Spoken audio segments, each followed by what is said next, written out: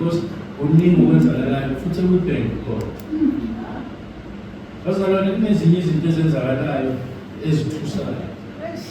Yazi uma kuthiwa angikhulumi ibhayisikobho, into ozala ngalahleni. Uma kuthiwa umfana ulala nomama. Umfana ulala nomama, umama aza aphumele ngaphandle amemeza athi hayi sizalana nini. Athi mina ngiyavuthwa yini le abomination yani kuya. And zonke lezi zinto zizanani? Zizanabafundisi. Abafundisi bathengisa ama-drugs. For the love of money, remember.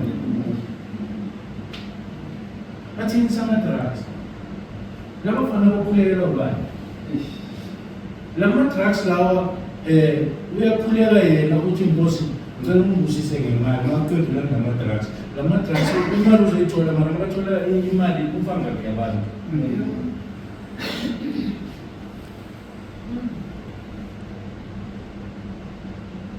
Kubuye kube bazali. Abazali ukukhulisa umntwana nakade lomfana ngalo makuthiwa esikolweni ugangile ngobathi ugangster umama ukhadele wabambisa angayi wami hayi wami labantu engihamba nabo esingiyabatshela ngithi lo olala nomama of lo ohamba reni umama ke bayamphikela yamvikela kuyo yonke abasadinga ukuhlupha abantu ekuzohlupha wena.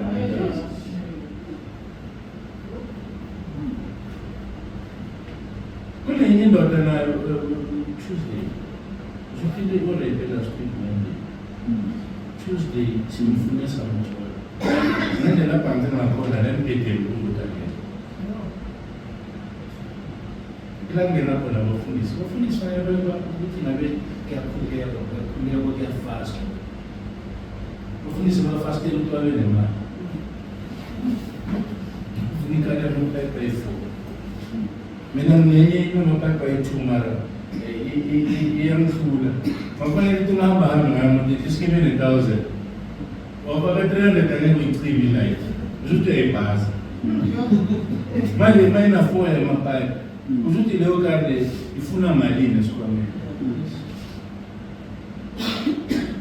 Abafundisi baphenduka abantwana abancane abafana abancane okucompetition bakudlala ngamadala instead of ngathi i-responsibility yokukhuleka iwele ngakomama ngendlela ngibona ngakhona.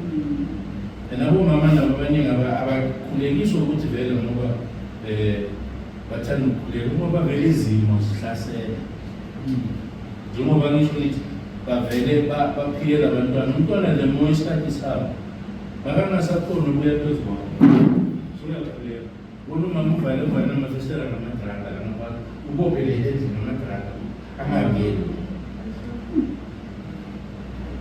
nzima bazala abafundisi ngapho uyathandaza ngapha uhambe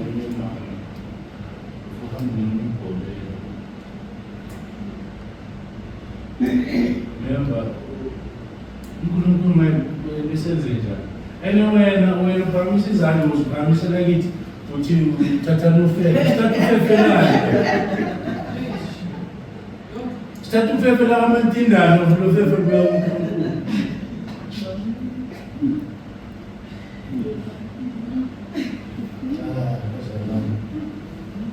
Amen. Amen. The oil ithengisayo inani ididiyelo nayo. Le oil ubona usidomo ukuthi sikhona ukukhipha kakhulu na. Ngoba manje mangabe la siyadomeka usuthi lela nganamali uzothatha i-TV yami ubambisa ngayo le-control 24 hours ukuthi ngithathe le mali ngiyilethe la and isho ukuthi ngisazophinde ngikhona ukuba nayo le mali mina le-TV la ugcinana next. No wonder uPastor Dennis athi mina unganginikele bangabe ekhayini akabe bayo ufuna ukuthengela umfundisi amakhabethe mara ekhayini akunamakhabethe akunamshibo uthatha le mali ifaka ngendlobhini angazi ukuthi mhlawumbe understand faka mara uthatha okweshumi hayi ukuthi nisuthatha kusekhaya angazi ukuthi ufuna ubambela uNkulunkulu ekhoneni ufuna nje shakubless angazi mara-ke asisebenzeni kahle sinikeleni kahle ukuze nathi izinto zethu zizohamba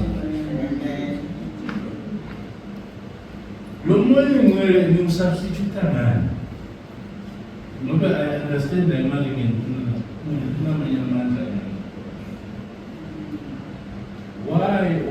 why isifuna ukuthi sikhule umoya engcwele ngani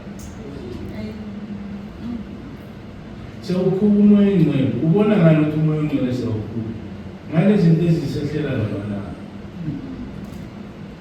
lento ezenzeka kusasa iMonday ngizobe ngise-police station ku-management meeting izinto ezenzeka nge-meeting ziyathusa kusho kona ukuthi sikhulela silama nasikhulela ngapho ufuna nokufunayo ufana naloku ofuna uNkulunkulu ngoku-convenient for you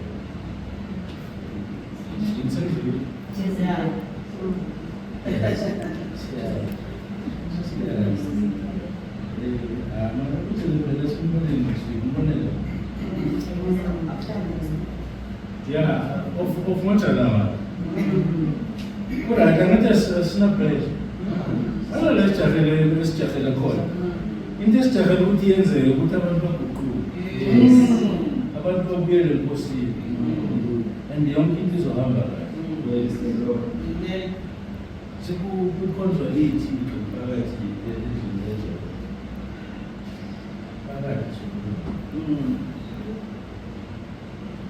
They modernize it. Listen, yes, let's talk about this.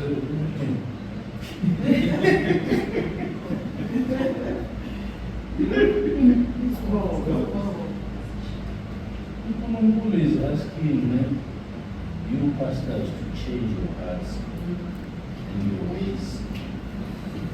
If you don't change, God will use his sword from his mouth.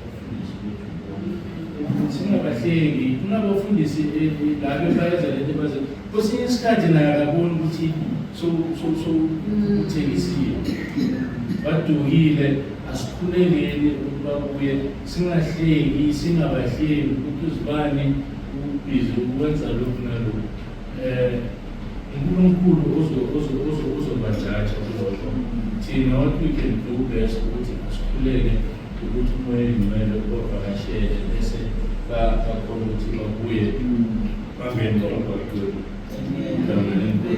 Ngihla